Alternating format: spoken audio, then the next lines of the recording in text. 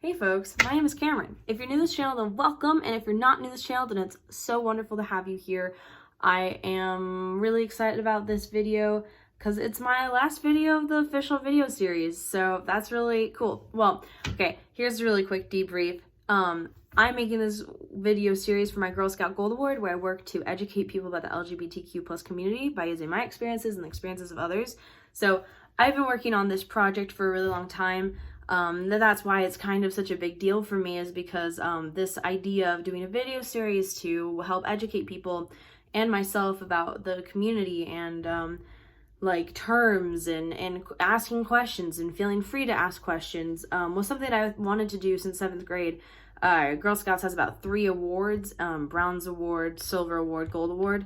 I wasn't aware of the Bronze Award, so I didn't do that one, but I did the Silver Award, and my original plan for it was this. It was a little complicated for the regulations for the Silver Award, so I wasn't able to do it for the Silver Award, but it fit perfectly for the Gold Award, and so I've been planning it for a really long time, and I'm really excited to be able to say that I've filled my requirements, and I'm gonna be going in front of the board soon to see if I earned my award. So that's really exciting. I've put a lot of work into this YouTube channel and a lot of love into it, and I really appreciate all y'all for participating, asking questions, and for watching my videos. It means a lot to me, so thank you for that. Speaking of questions, I sent out a survey a few videos back asking if there's anything I could do to improve, anything that I could do better on, or any questions that I could answer, any topics I could talk about in a new video. And someone asked how to get hormone therapy, and so I reached out to Stace Parlin. Stace Parlin is one of the people that I interviewed in this series. If you're interested, you should go and watch the video. It's super cool. I really felt that it was so insightful and good to hear from them, and just like, I just really appreciated that moment of like learning from Stace and hearing what they had to say.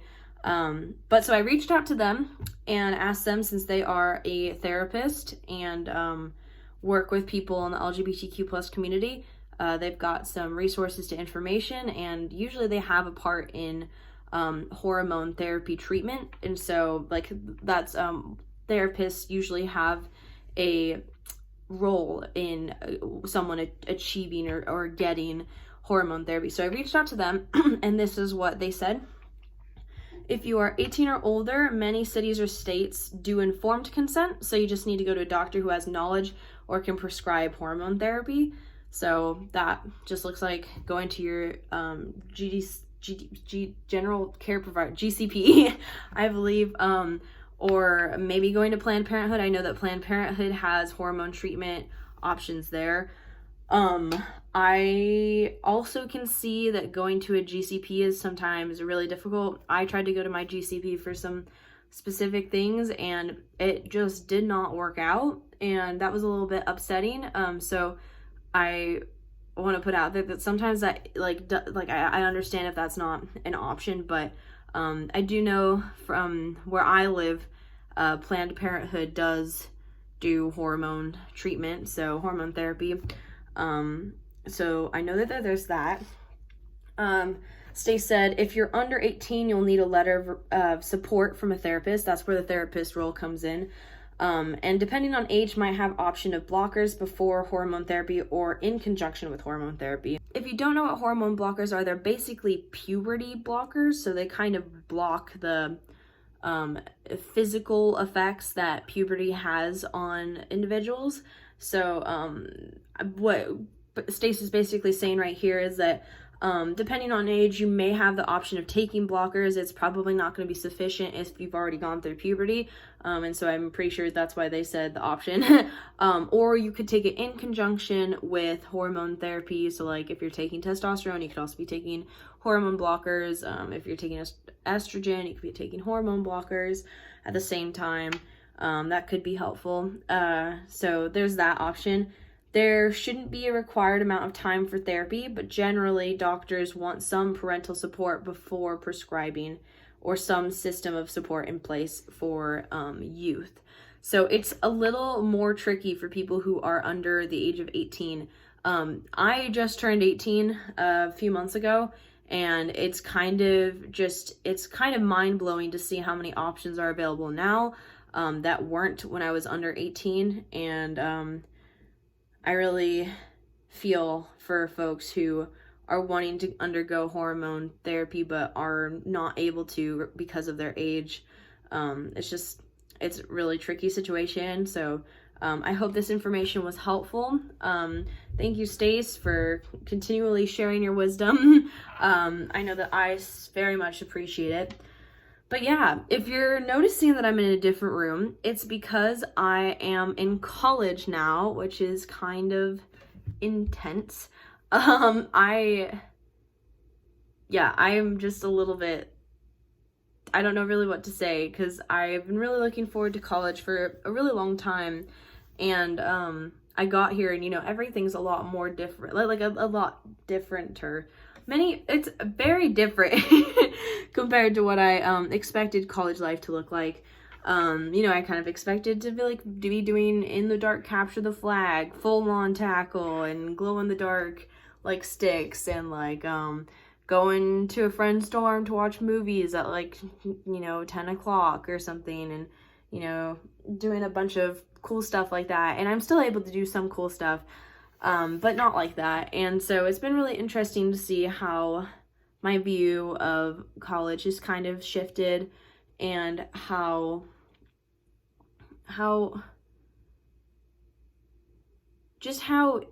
it's hard to be an online student. But for me, it's really hard to be an online student away from home. And I already had my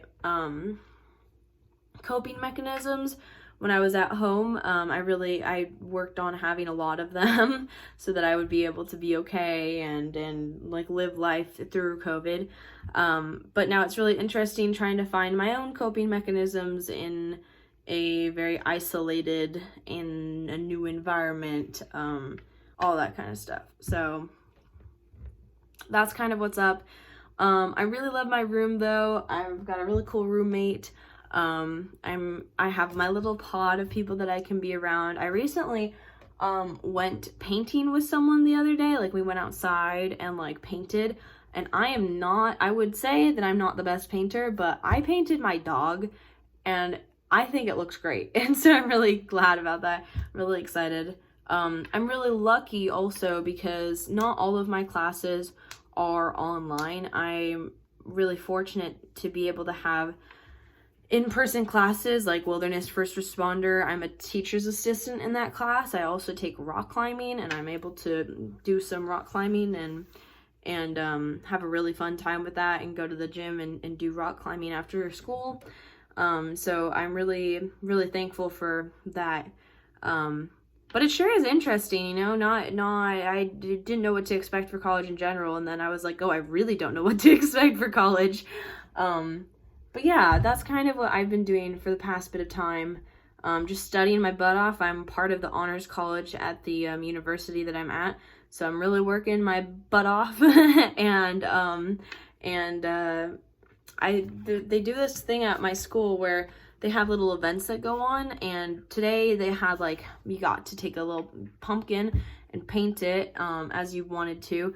And there's also this thing's called it's Friends Day letters, and so you sign up and then they come to your door with